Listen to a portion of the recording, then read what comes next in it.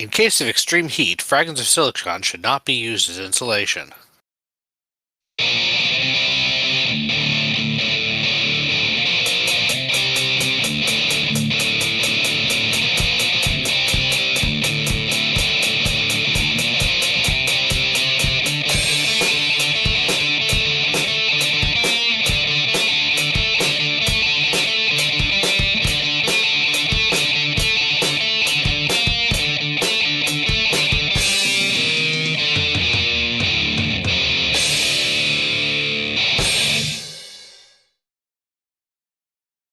All right, welcome to another installment of the Fragments of Silicon Daylight interviews.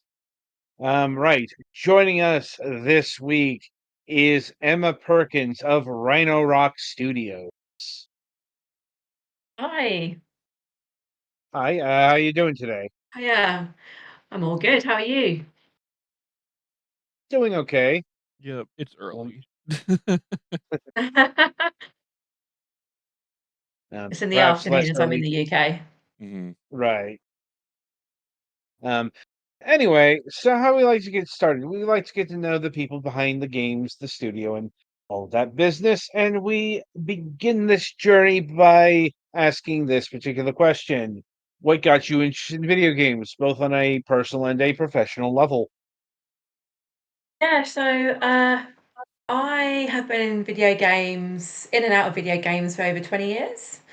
My first game that I worked on was a game called Fable. Hopefully you've heard of it. Most people will know Oh, about it. My first oh, game so was you were Fable. over. Yeah, yeah. We've heard of Fable. Yeah. And The Black and White original 2, versions, or were you quite a also common one. involved in lots of Yeah, chapters as well? no, the original, the Alright. first. So the debut title, so that's working for Lionhead Studios in Guildford in the United Kingdom. But before that, I was raised on video games. Two older brothers, obviously, having every console possible, Mega Drives, everything. Um, Game Gear, had, anything going. Had my own N64, and then got really into PlayStation. I am a PlayStation fan. I've had Xboxes as well, but I've always gone back to PlayStation. And PC, so playing strategy games, sim games, anything really as a teenager. And then, yeah, got my first gig in games working at Lionhead as a production assistant on Fable and Black and White 2 and one of their other titles called The Movies, which is like a sim-like game. And then from Mhm. there, I went into white label software development, so working for insurance and investment companies in IT and change, doing a lot of their delivery and development in a similar style to executing games. And then I went back into games, so working at places like Sumo, Maze Theory, which was then known as Saltwater Games, doing immersive and virtual reality experiences before setting up Rhino Rock Studios a couple of years back. So we're 2 years old this month. Oh, man. Okay, so quite a bit to unpack there. So I'm assuming, like, did you go to university to specifically learn how to make video games, or is that something that emerged out of, like, say, computer programming or animation or something? Yeah, so no, I'm one of those people that didn't go to university. I worked my way up, Oh, learning and building and experimenting. So really, yeah, I learned from the ground up.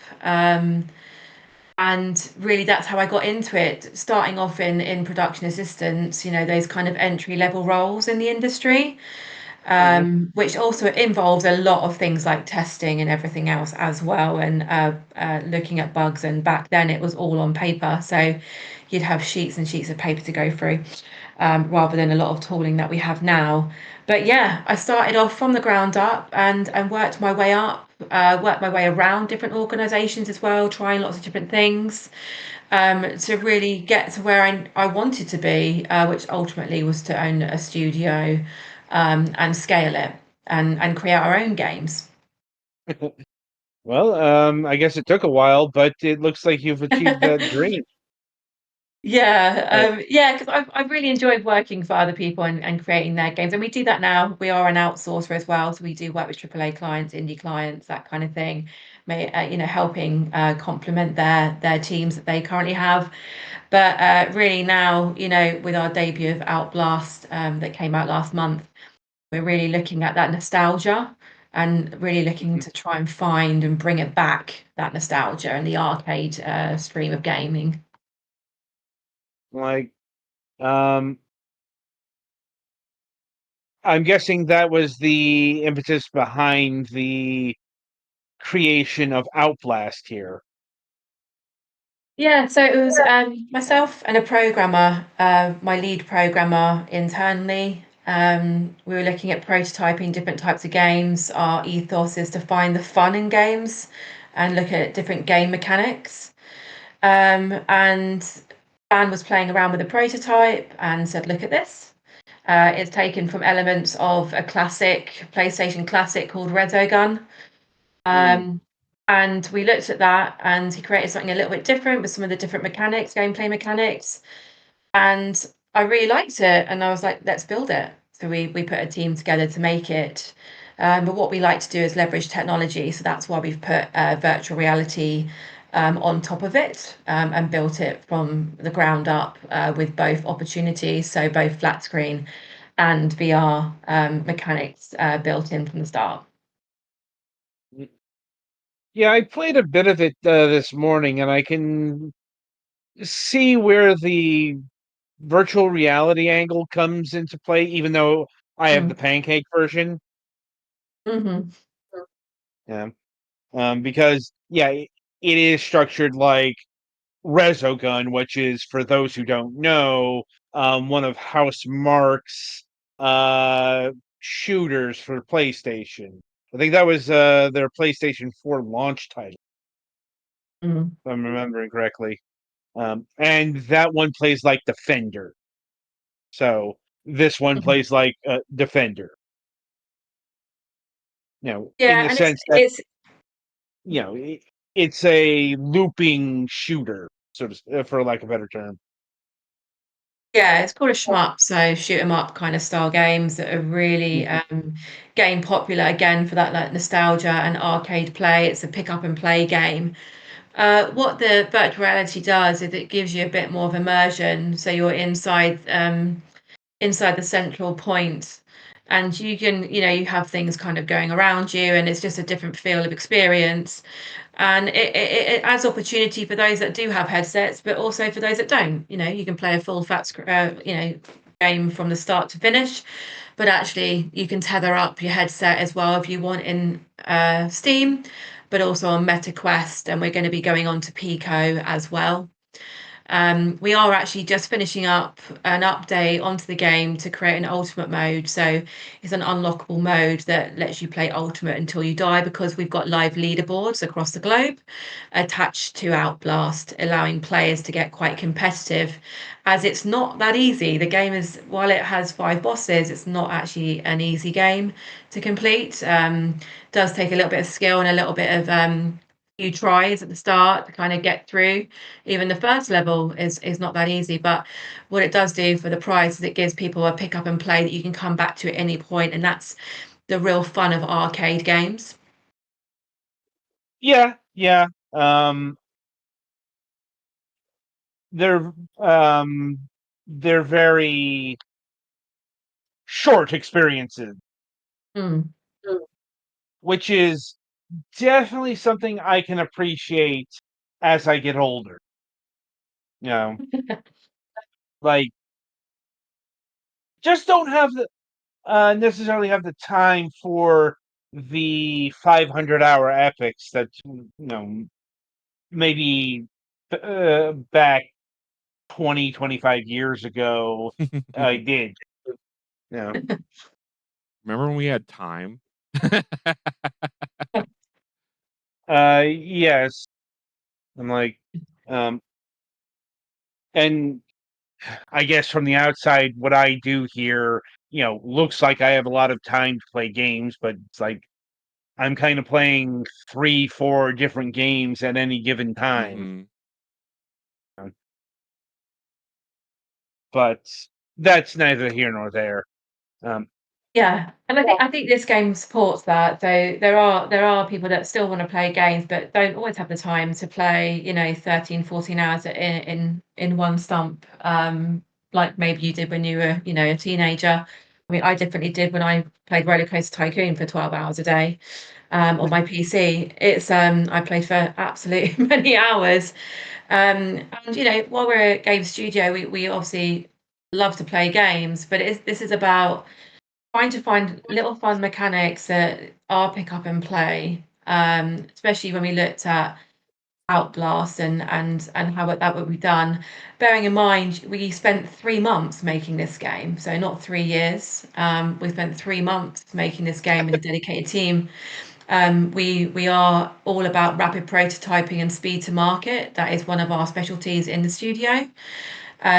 And again, finding those fun mechanics and seeing how we can leverage a bit of the technology using the latest Unity, which this is a built-in Unity, putting it across platform, multi-platform and multi-headsets. They do give you different frame rates, different optimization, and a slight different experience. So we're always looking at developing and enhancing, doing little updates to this game already. But again, it's for those people that just want to have a pick up, play, have a go, feel a bit nostalgic. The sci-fi elements is always very popular. It's a very popular genre at the moment. And also it's competitive. So if you want to get on those leaderboards, you do have to have a bit of dedication of time just to get through your levels and get used to your controls and speed of movement. Right. And I have a particular question in this direction to ask because we here, like, we're not super plugged into the VR space because no one here owns a VR rig for various Yeah. reasons. Yeah. But how many VR shmups are there? It's not as common because VR is still really a niche product. It has its highs and lows, so they'll get a lot of traction, and then it will kind of sometimes take a downturn in the market place. With things like the new Meta glasses and that kind of thing, and the sponsorship deals and things, those kind of deals do pick up and build a bit of traction for these sorts of products to go on those platforms. But it is still a niche, so the headsets are still a niche, but you can get good sales from certain game titles. Again, a couple of hour experiences generally. You wouldn't have like a 10, 12 hour game necessarily on your headset. They're not that common. They're more kind of a few hour experiences because the fact that you're wearing a headset and you've got to be mindful of like motion sickness and that kind of thing. Again, we do tailor to that, especially with Outblast, with tethering, if you're going to be rotating 360, can cause problems. But in the Meta Quest, for example, you wouldn't have those issues. Things like as well, now that's really coming popular, is like hand tracking, eye tracking, to make it really intuitive. And mixed reality is getting more popular now. So mixed reality, basically, if you were to put Outlast in MR, it would be like a portal into your room. So you're sitting in your living room and then it would open up the space. So through the wall might come one of the bosses, as an example, rather than it be fully immersed. And they're becoming more and more popular now to develop. It is becoming cheaper to develop mixed reality as well and virtual reality because of the tooling that they're attaching to Unreal and Unity. But it's still quite a niche.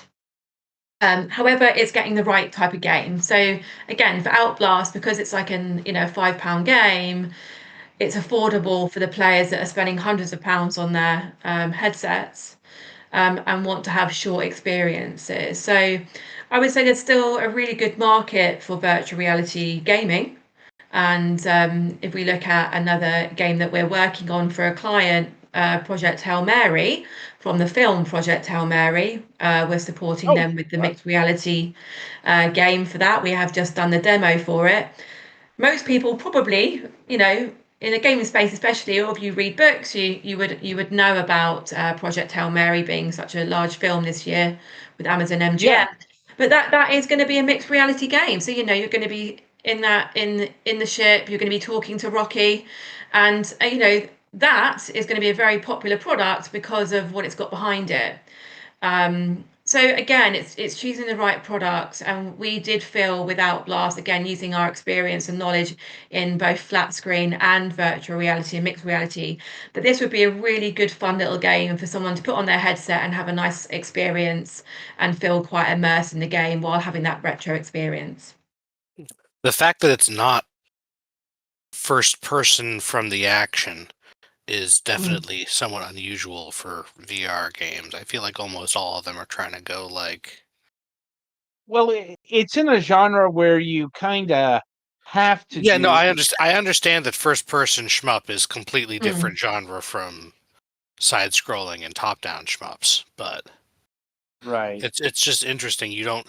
I'm not saying it's a bad thing or anything, it's just something you don't see a whole No. ton of. Yeah, I mean, first person's generally easier because when you're in headset, you can obviously see your hands, right? You don't necessarily your whole body. You wouldn't necessarily see yourself in third person. Some games are developed that way. Whereas with this, because it's so more hyper casual in the marketplace with because it's pure arcade. Mhm. It's designed that way specifically for that. So yeah, it is a bit different because you are using control as well, and a lot of Mhm. virtual reality games are going towards more like the hand tracking. But it's a completely different experience, you know, that first Mhm. person immersive. Mhm.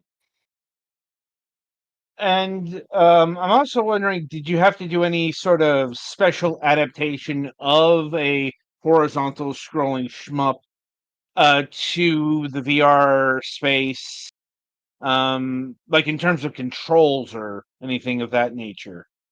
Yeah, so because you will have different controls in MetaQuest, for example, but which is controller compatible, you have to make it compatible per headset as well. So Pico, for example, Pico headset has again different controls. So it will automatically recognize the headset and then tweak the controls to suit. So that does require development work from the start. Things also to be mindful of with virtual reality is metrics. So a door frame might not be the same size door frame as a flat screen game. Mhm. Again, that's how we have to be clever with how we make again a game like this. This is why it's a simple arcade experience in virtual reality. And a lot of virtual reality games aren't built then in flat screen, again, because you have a lot of rework to do with like the door frames and different metrics and frame rate, you know, for verification, there's different frame rates and things like that as well.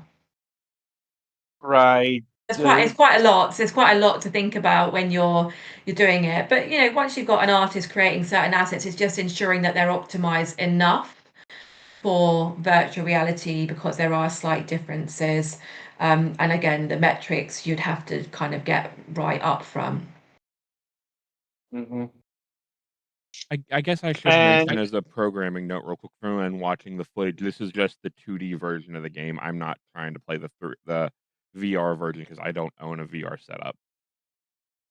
Yeah, I mean, this is very popular. We have done really well with the flat screen title, and we're slowly releasing onto our other headsets as we put builds out and do updates on the game and get feedback.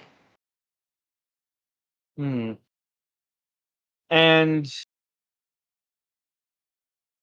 did you have to do any sort of motion tracking business with the headset? Yeah, so we do tend to see with motion sickness, or we will always test for that, especially when we're working with our clients' games as well. That's something we always factor in. That is a lot of user testing and feedback, to how that feels when you've got like a 360 view, as you'll be able to look down, you can look up, but also with this, when when the ship's actually going round, as well, it's making sure that you don't have the motion sickness. Mhm. But everyone's different, you know. And again, everyone's heights and things are different, so you do have to factor in all those things. Whereas for me, you know, I might be smaller than the next person or taller, and again, you have to kind of get a general range, and there are general practices to kind of help mitigate those, which we do use when developing these games. But yes, if you were recording VR now, it would look quite all over the place because you would have like your headset, you'd be moving, recording, not like a static game. But it does give you a really lovely element to the game as well. So yeah, you have to be mindful of things like motion sickness, especially in any game you make in a headset, and also with glasses and stuff as well. There's going to be things when they're bringing up menus and so forth in, Apple Vision Pro, the new AVP and things like that. Those things are really thought about. Again, from like eye visibility and eye tracking, that kind of thing is really important. No doubt, no doubt. Mm. And what version do you prefer to play? The pancake version or the VR version? I love both. I would probably say for a quick pick up and play, I would always go to the flat screen. However, for that, if I've got a bit more time and I want to have that different experience, I will always go to my Quest headset. Because I think the Quest headsets are brilliant. All the headsets are really good. The new Pico headset, for example. So, for a pick up and play perspective, I have a laptop, so I take it around with me on business all the time. So when I'm playing the games or testing the games, it's quicker for me to test in flat screen when actually quite a lot of our team are testing them in the headsets all the time because that's what they prefer. So it really is a personal preference. And I think that's the benefit of Outblast is it does give you a preference because there are people that have Steam accounts which do have the headsets and different types of headsets. And then they might also have a Meta account as well, where they can just chuck on their Quest and play. And same with Pico as well. We would like to also get the game on PlayStation into that and Xbox. But honestly, my preference What is I love both, but they give you different experiences. Right. And that's like right down to the VR. Like PlayStation 2 VR, as I understand it, is rather different than like MetaQuest, though. I guess that makes sense because Mm. the VR2 is what they call full VR, room scale VR, however you want to define it. And it's got the price to match too. Yeah, it's been out for a little while. The new 3S on Quest as well. It has a the processor inside is actually the same as a 3. It does really depend on like the clarity as well in headset. You'll definitely notice a different if you were to put on the original Quest versus what you can if you look at the 3 and the optimization for it. But PlayStation again is really it has a really good space for virtual reality, and again with like the new Pico and Apple Vision Pro, they all have a place because they're different processing and different updates that you can get. But there is different optimization and there's different criteria that you do have to pass when making games that you have to meet to ensure like things run. This type of game, you're 360 degree, but you're not, for example, running. You're not physically running, right? So your frame rate is going to be slightly different, but you still have to meet this criteria. And for PlayStation, you have your TRC, VRC checks. So, it's a big piece of kit, and they are a good few $100s, but you do get a lot out of them because they are starting to look at more lifestyle products and things and what they can put in and what the future looks like for virtual reality and mixed reality gaming. It's all about looking at the immersive experience and how you feel in them. That's kind of where it's moving toward, that lifestyle approach. Mhm. Okay. And what about the Nintendo Switch or mobile devices? Yeah, so we've actually built a mobile build that is ready. So we do have a mobile build. Again, the mobile market has had a slight downturn at the start of the year versus the hyper casual market last year. It's still a massive market. It's a very, very competitive space. But a lot of people like the free to play with IAPs and paywalls and that kind of thing in hyper casual gaming. Or you have like the larger gaming like Rise of Kingdoms, Clash of Clans and the classics like that. For this game, we actually will be releasing it. It will probably go out in a couple of months' time.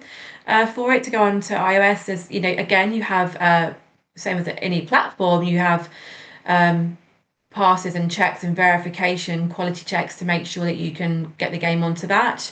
For Switch, you have your Switch dev kits. We've obviously got the Switch 2. Not too many games are going on Switch 2 as we have to do a lot of conversion to get them over to there. But we are going to be moving it on to Switch probably towards the end of the year. Again, they have their own portal. Nintendo have their own portal and verification check that you have to meet. But once you've got the functionality in, it is about, the button. So, being able to comfortably operate the ship in Outblast and do all the achievements and unlockables for any platform. But that's how we built it from the start. And again, if you get that right from the start, it is a lot easier then to go very, very far across all the platforms. It is just the time to get the approvals and verifications. But yeah, mobile will come later this year, as will Switch. Okay. So how big is Rhino Rock in terms of head count? Yeah, so we vary, we flux. Like I said at the start, we are an outsourcer. We work across indie, AA, and we also have AAA clients. Predominantly, they're based in the UK, as we are a UK registered outsourcer. But we also do a bit of work in America as well. And we also available across Europe too. So anywhere really in the world that we can support our clients, we do. So we flux really. We range from about 15 up to 40 sometimes. It really depends. At the moment, we've got about 20 staff across some of our projects, and we'll go up to about, as I said, 40 staff. If we have larger projects internally and work on larger IPs, we are working on another IP at the moment, and doing updates, of course, to Outblast. As I said, we'll probably go to about 40 staff, something like that. But we can flex as we go, and we get a lot of requests for specialisms like technical art, technical animation, and that kind of thing. It does take you can't just get anybody. They're quite rare to get sometimes. So we have a really good network of people that we work with, and we have a few white label companies underneath us that we can work with and collaborate with if we need. Well, We're that's quite good big. to We're not know. small, but we're not big. But we're good size. We're a good size. Right. I suppose you'd have to be in order to actually do outsourcing work. Yeah, yeah. And our model is slightly different. So a lot of outsourcers will require a handful of assets to be made. So someone might give you like 100 assets to create for one of the AAA titles. What we try and do is be a bit more hands-on. So we like to feel more collaborative, more immersed into the projects, into the teams.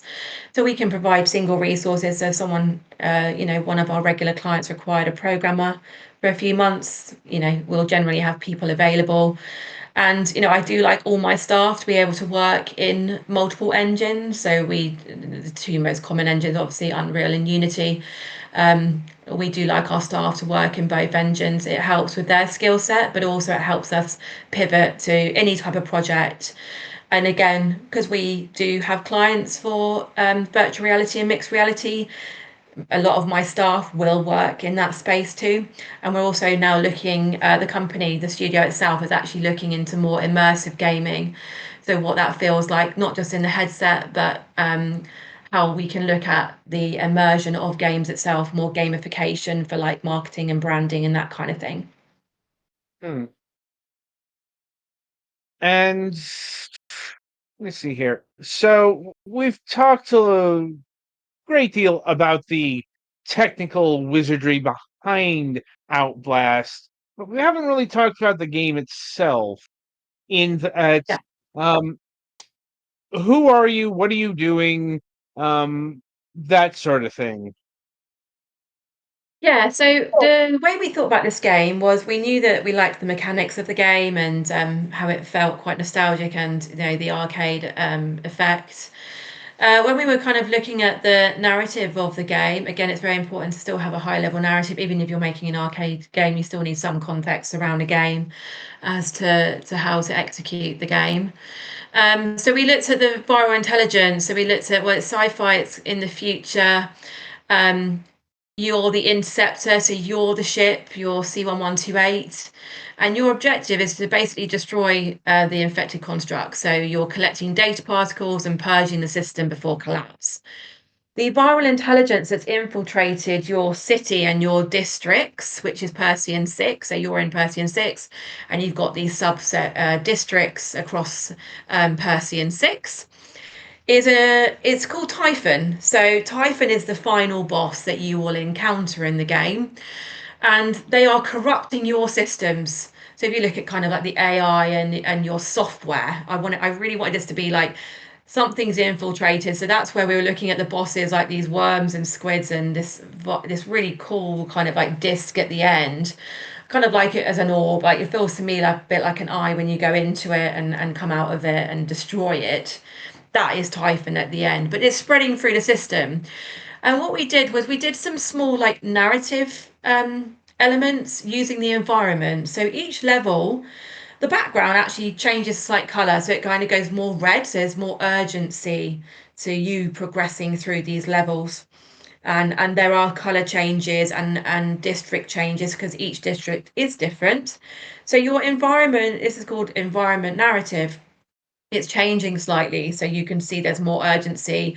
There's a larger boss that you have to destroy before there's total collapse and you fail the game. We looked at the Fast and Furious arcade gameplay, so you're boosting, you're blasting and bombing your way through anything. So we did want it to feel quite fast and frantic as it's an arcade shooter. Again, giving a bit of difference for the bosses. So there are different styles of bosses that we did rework. This again, while we did it in 3 months, we really focused on reworking, making sure the bosses felt different, making sure there's a good complexity, again, leveling out these levels to make them feel quite challenging because there's a leaderboard attached to each of them and you've got your overall global leaderboard. Power-ups, they're quite straightforward. Again, simple controls, so you can just get in and play.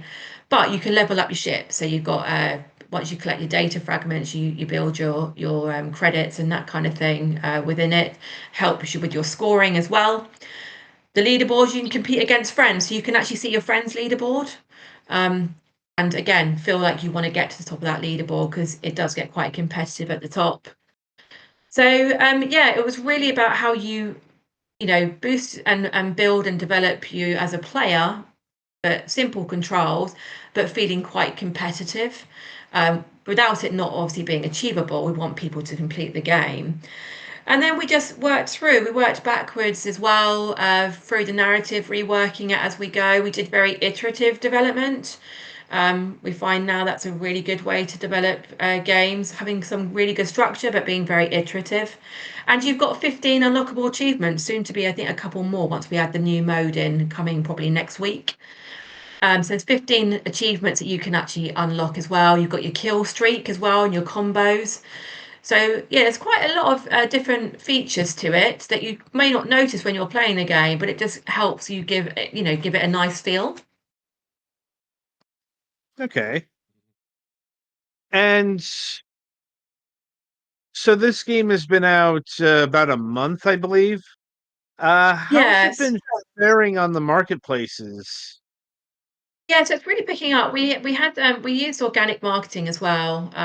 Using socials a lot and pushing our own leverage around. We've been in the industry quite a while. A lot of us have been in the industry for a long time, so it's still pushing. We're still got a lot of work to do to get more traction with the game and get on again more platforms, that kind of thing. But it's getting really good feedback. We're getting really good scores. We're getting really good positive reviews from articles and influencers and the curators. So the curator network on Steam, that kind of thing. It's recommended. We haven't had any not recommended as yet. Touch wood. So that's really good. I think it's also worth just sharing that we do work a lot with animal environmental conservation. So a portion of, if you buy this game, a portion of it does go back out to those charities that we work with. So we do a lot of work across charities for animal and environmental conservation. So we do donate a portion of the revenue to that, and we're going to be involving the community a lot more on our Discords to kind of vote where we give back to. Okay, and what's been the feedback like? The feedback's been positive. When we first launched the game, people said about the size of the ship, for example, and just a few small features. So what we did was actually did an update at the end of the month in June. And our update included things that was directly fed back from influencers and also the general public, the general users of the game. And we, as you know, we should do as developers, we should always listen to our users and collate feedback where possible and make improvements based on, people enjoying and playing the game. So we have made some updates, and again, we're doing another update to be coming out in a couple of weeks because we want to add another mode just to get more life out of the game. So you have that unlimited mode. If you've nailed all the top levels and you're out of the game, can you compete to be top of the final leaderboard of unlimited mode? Hmm. That's be coming in shortly. And so, what kind of scores are posted on the top of the leaderboards right now? Oh God, I'd have to have a look. I think you were just on it, weren't you? um, it really varies. We have reset it a couple of times. But it's, yeah, if you go to the leaderboards here, so that's where you're kind of sitting. We have got some, you got each district and so forth. So as you unlock each district and complete the boss, you'll be able to see that once you go through. But for the start of our arcade mode, you can see it's around about the 500s. I know that you can go more than that. If you do a lot of practice. I have seen, I think it was about 700 and something by one of our devs, but then we did some changes to the actual gameplay mechanics, which then brought it to around these scores from a reset. So you're kind of aiming for about that, but again, you can get your cumulative as you go through each level. So basically, once you've completed each level, it unlocks the level itself. So then in your settings and in your main menu, you'll be able to kind of get a few more features. So you can just go straight into level 3, for example, and practice that, and then you can actually get another score from it. But you have to defeat the boss per level first. Okay. And do you think you have enough ideas or a hook for a sequel? Oh, um, I mean, I'm always open to doing sequels. I think, I don't like to do sequels for the sake of it. And I always say this to my clients as well, actually, we don't want to do sequels for the sake of doing a sequel. I think it depends how it performs. The metrics and the data we've got so far, the analytics are quite early at the moment. I think we'll see how it does across the other platforms first. And then we might do a second version. I think, again, we like to see what's out there. We are doing another game at the moment, which is nostalgic. It's actually going to be developed in the 90s. It's on our website at the moment. It's called Raid, which is a heist game. A very different game, but it's again that nostalgia. So I think we'll see first how it performs. I would like to say yes, but I think there's more promise in us doing DLC updates for eventing, so thematics. Example might be like Halloween. People always know I'm a big fan of Halloween. I really am. I always think Halloween's a great time of year for games to do DLCs and thematics around Halloween. It's always really popular, especially with the Gen Z and Gen Alpha demographics, really popular. So we will look to do some thematic DLC updates around kind of like the Christmas, Easter, Chinese New Year. It's always a really good one across games, and then Halloween. So we might add a few bits into it. Even environment thematics. It's always a nice thing to have. So you'll probably see some DLCs from Outblast first before a sequel. And what would those DLCs entail? So it will be things like we might put another boss onto it, but it might be a thematic boss. aim towards depending on what eventing system we choose. So if we go for Christmas, we might put snow in the background, or a lot of cosmetics onto the DLC. But I think with games, it's important to also look at the gameplay. So we'll probably add a few new mechanics into it as well. And like I said, maybe an additional boss. Like, we're already doing the unlimited mode at the moment to go out, as we want that replayability for players to have more duration of the game and get value for money.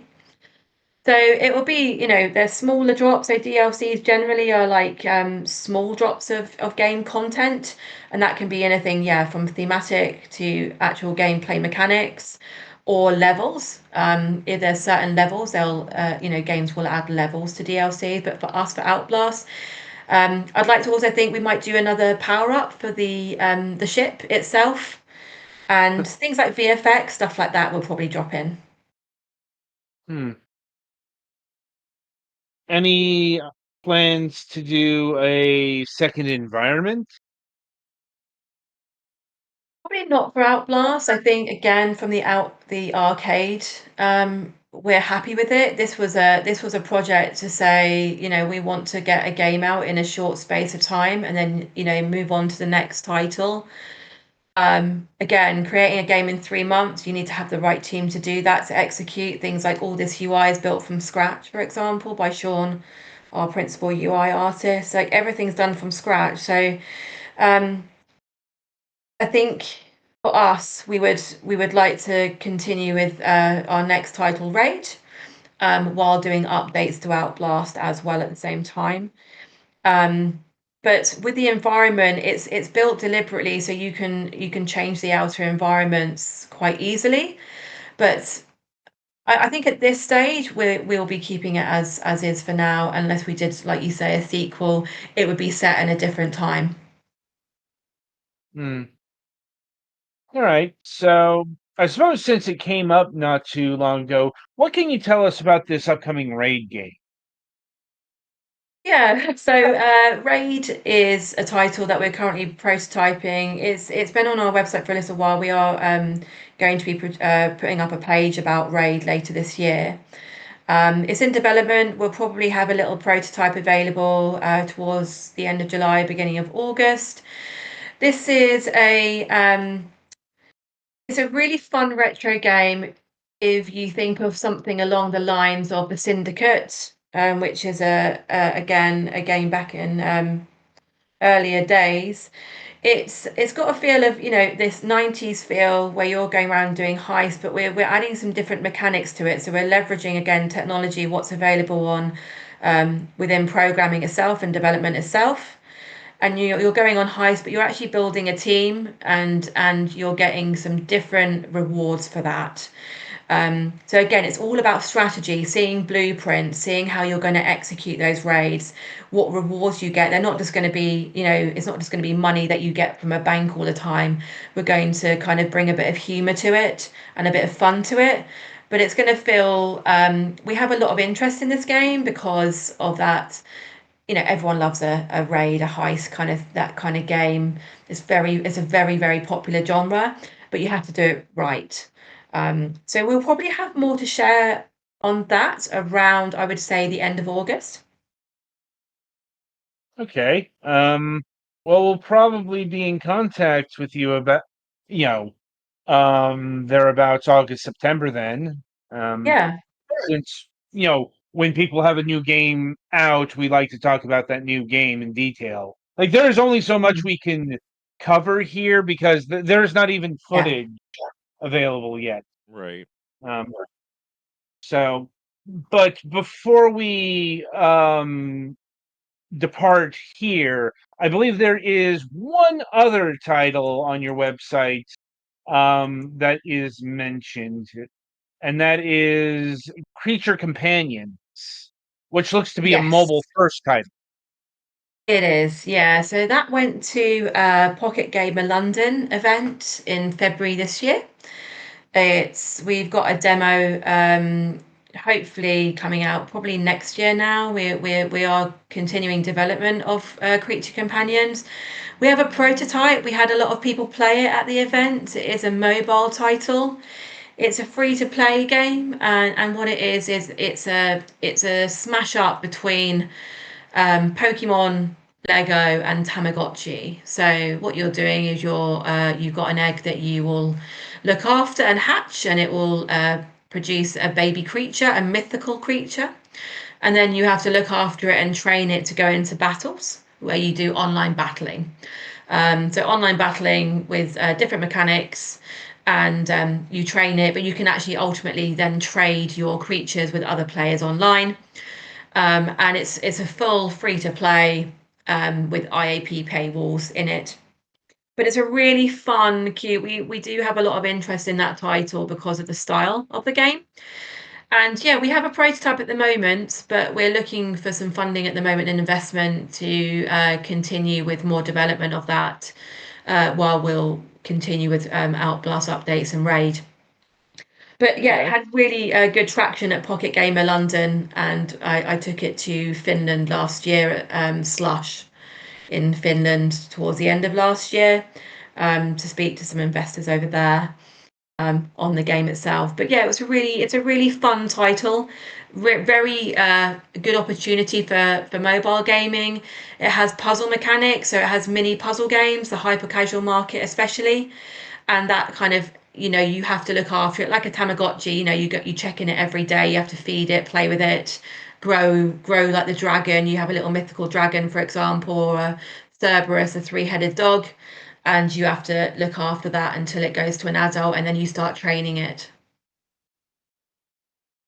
Right. It sounds fairly tried and true, I suppose, is a good Mm. way of framing it. Yeah, Uh, I think a lot of games like that. You either do one or the other. You either do nurturing and growing, or you do battling. There's generally not that many games like that will really target both, and it's not easy. I think it's just how it's executed and the target audience that it's aimed at. But this would be a really good Switch game too. So we have looked at Switch, and Switch, Nintendo have their own kind of like IAP pay. Well, it's not called IAPs in-app purchases. It is called something else for Nintendo. They have their own rules and regs around that. But for mobile, again, it's a very competitive space. So we're just toying with the ideas about platforms and where it could be best placed. But at the moment, yeah, we've got a full build on test in mobile. right. And I suspect my cohorts here might be a bit more active in that conversation since they're the Pokemon, Digimon, all of that sort of, you know. But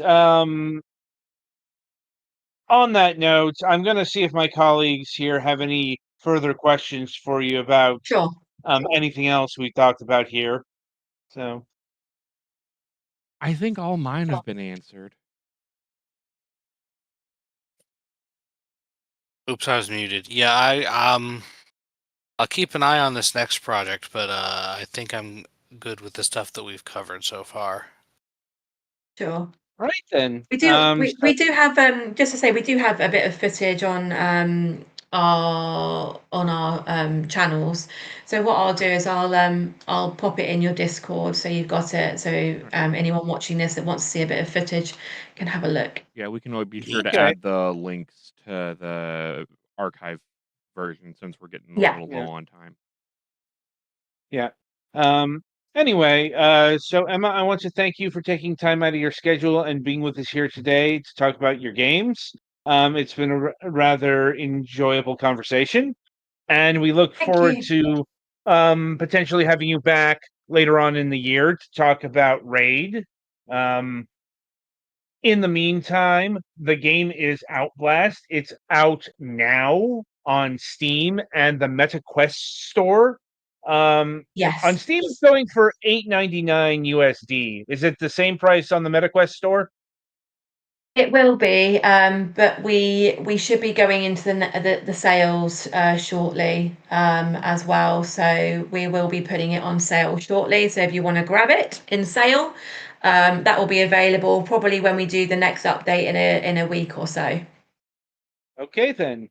So, be sure to pick it up on whatever platform you see fit. And that means we are done with another episode here. So until next time for the Sunday reviews, I shall wish you good gaming. Thank you so much.